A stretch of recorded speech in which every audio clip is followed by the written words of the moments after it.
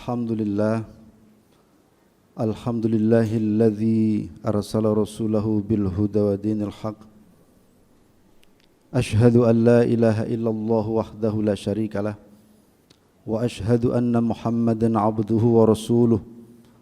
Allahumma salli wa sallim ala sayyidina Muhammadin wa ala alihi wa ashabihi ajma'in, amma ba'd. Fa ya ibadallah usikum wa nafsi bitaqwallah faqad fazal muttaqun. Ittaqullaha haqqa tuqatih wa la tamutunna illa wa antum muslimun. Wa qala Allah ta'ala fi kitabihil karim, a'udzu billahi minasy syaithanir rajim. Bismillahirrahmanirrahim.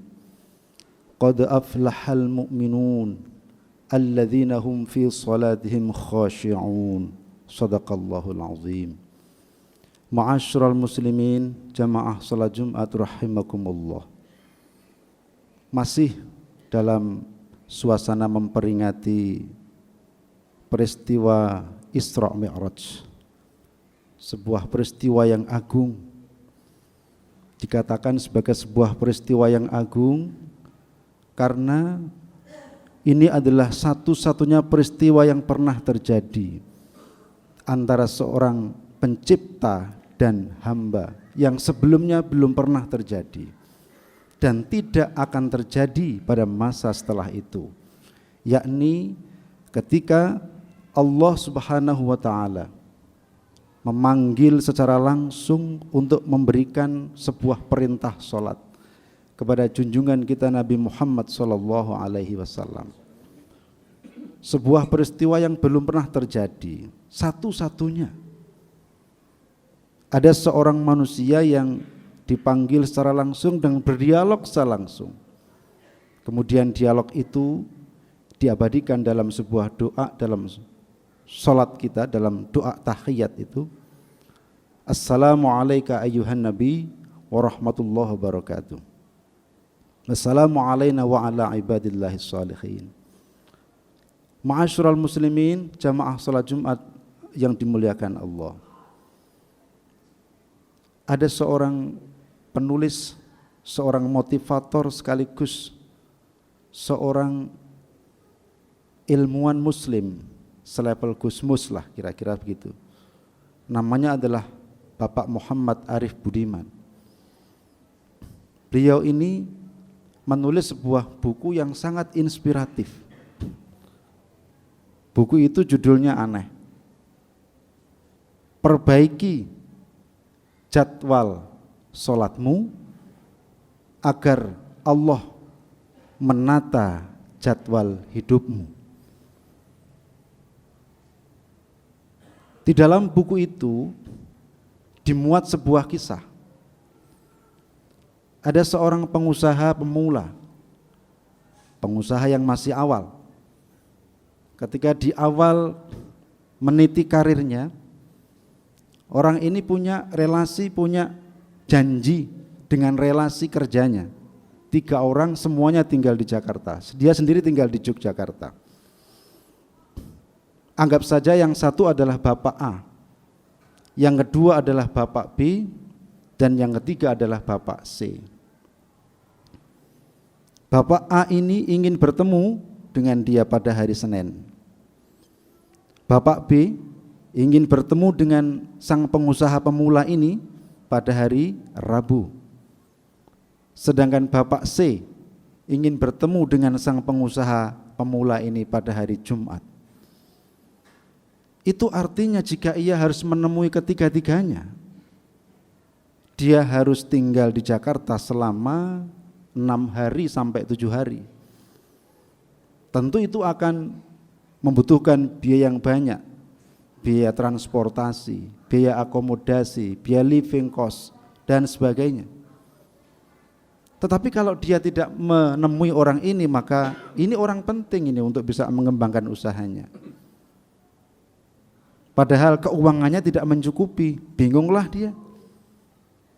Waktu tinggal 6 hari, lalu orang ini pun berusaha untuk mencari uang, mencari sangu transport untuk ke Jakarta selama 6-7 hari itu? Sudah berjalan 3 hari tapi dia tidak mendapatkan uang yang cukup untuk itu. Lalu dia bertemu dengan salah seorang kawannya. Lalu dia menceritakan apa yang sedang ia hadapi. Lalu sang kawan itu balik bertanya kepada sang pengusaha pemula ini, "Mas, saya mau tanya, bagaimana dengan jadwal sholatmu?" Lalu pengusaha ini dengan agak sedikit mengejek, "Mas, saya itu tanya sampean itu mau mencari solusi, mencari sangu bagaimana caranya saya bisa mengumpulkan uang. Tambah sampean menanyakan saya bagaimana jadwal sholat saya. Sudahlah, kalau engkau bertanya kepada saya, minta saran saya, minta solusi kepada saya, maka jawab saja pertanyaan saya, bagaimana dengan jadwal sholatmu? Baiklah, saya sholat subuh itu biasanya ya jam 5, kadang-kadang yang sering itu bablas karena saya ketiduran. Sholat zuhur biasanya saya kerjakan rata-rata itu pada jam 2:30. Pokoknya sesaat sebelum datangnya sholat asar. Nah kalau sholat asar saya biasanya mengerjakannya pada jam 5 atau menjelang maghrib. Pokoknya sebelum maghrib datang, sebelum maghrib tiba saya sholat asar. Sholat maghrib lah ini sholat satu-satunya waktu sholat yang saya bisa menjaganya, karena waktu itu saya sedang dalam kondisi santai. Sholat isya, saya yang sering sholat isya itu menjelang subuh, dan karena subuhnya bablas maka sholat isya dan subuh pun juga sering bablas. Lantas sang kawan tadi itu mengatakan layak sekali. Apanya yang layak? Ya layak dan pantas. Engkau mendapatkan kesulitan dan jadwal hidupmu itu berantakan karena jadwal untuk Allahmu juga berantakan. Lantas bagaimana? Saya minta solusi ini. Ya sudah, kalau engkau minta solusi kepada saya, saran saya, laksanakan sholat pada waktunya, on time, ala waktiha. Maksudnya ya pada waktunya itu definisi yang paling mudah ya ketika ada azan engkau segera datang ke masjid, ke musola, atau setidaknya engkau sholat dengan keluargamu di rumah, on time, ala waktiha, jangan diolor-olor. Setelah itu dia mencoba saran itu, meskipun dia dalam pikiran ini sesuatu yang tidak masuk akal. Tidak ada hubungannya antara sholat di awal waktu, mementingkan panggilan Allah dengan sangu yang ia harus kumpulkan untuk bekal di Jakarta. Tidak ada hubungannya. Tetapi dia mencoba untuk mengamalkannya.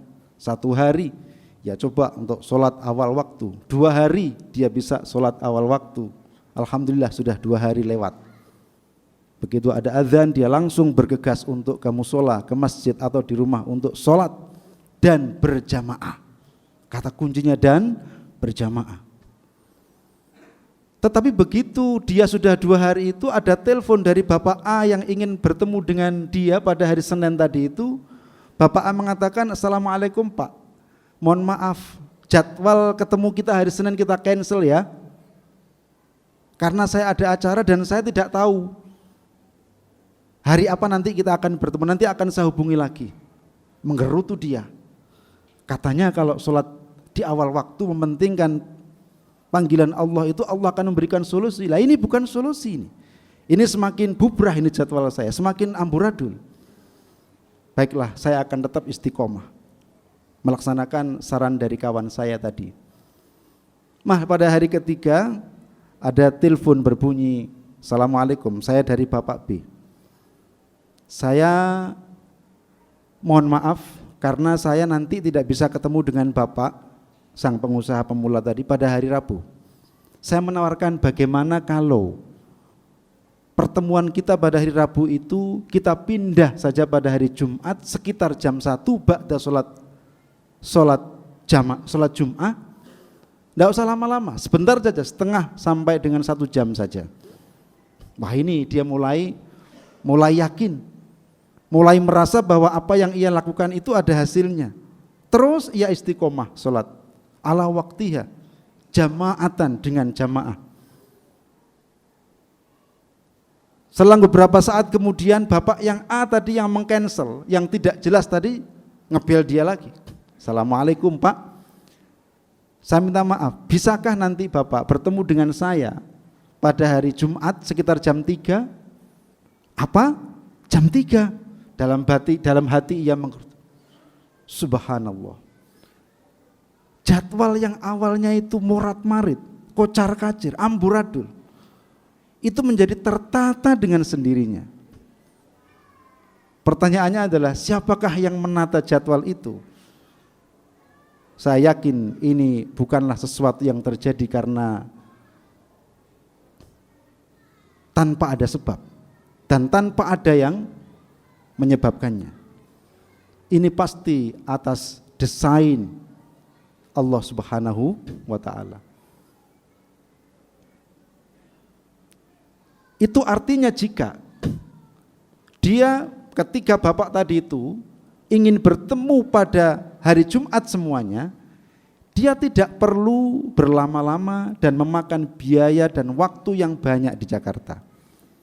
Dia cukup dengan 1 hari sudah bisa pulang dan bisa bertemu dengan ketiga relasi kerjanya itu dalam 1 hari. Subhanallah. Ma'asyiral muslimin rahimakumullah.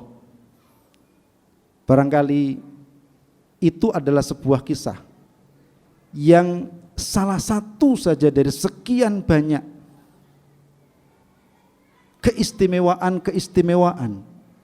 yang Allah berikan kepada manusia-manusia yang mau mementingkan urusan Allah ketimbang urusan makhluk.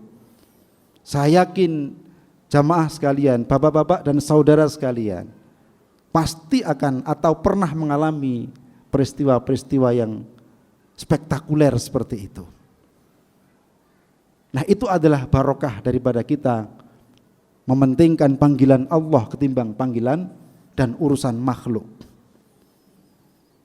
Tetapi kata kuncinya adalah jangan kemudian kita melaksanakan sholat itu, mementingkan panggilan Allah itu untuk mendapatkan atau niatnya itu karena niat duniawiyah kita. Niat kita harus tetap lillahi ta'ala, karena Allah.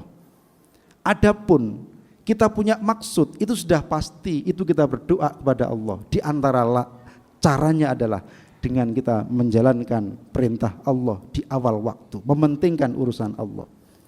Ini barangkali makna dan hikmah dari panggilan azan itu. Hayya 'alas shalah.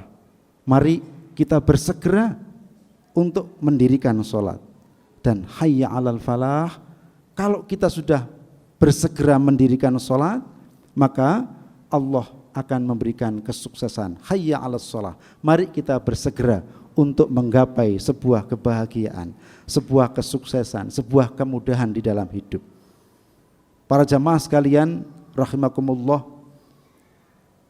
jangan-jangan kesulitan yang datang bertubi-tubi dalam kehidupan kita, jadwal hidup kita yang amburadul, kondisi hidup kita, ekonomi kita, persoalan kita yang sangat-sangat besar dan sulit untuk bisa kita pecahkan itu, jangan-jangan itu adalah karena kita ini sudah terlalu sering menomorduakan bahkan menomor sekiankan Allah dan kita lebih mengutamakan makhluk.